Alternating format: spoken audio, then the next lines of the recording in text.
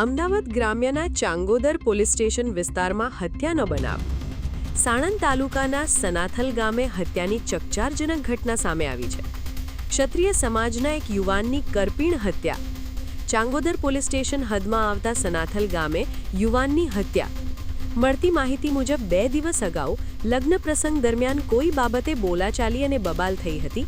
તે સમયે એક ક્ષત્રિય સમાજના યુવાને ઠાકોર સમાજના યુવાનને જાનથી મારી નાખવાની ધમકી આપી હતી.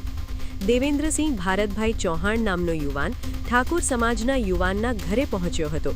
ત્યાં 2 પુત્રોને પિતા મળી હત્યા કરી. જ્યાં હુમલો કરવામાં આવતા ક્ષત્રિય યુવાનનું ઘટના સ્થળે જ મોત નિપજ્યું હોવાનું સૂત્રો દ્વારા જાણવા મળ્યું છે. ઘટનાની જાણ થતાં જ અમદાવાદ ગ્રામ્ય ચાંગોદર પોલીસ તાત્કાલિક સ્થળ પર દોડી ગઈ.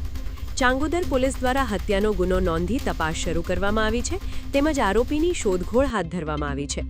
સમગ્ર ઘટનાને પગલે સનાથલ ગામમાં ભારે તણાવનો માહોલ સર્જાયો છે.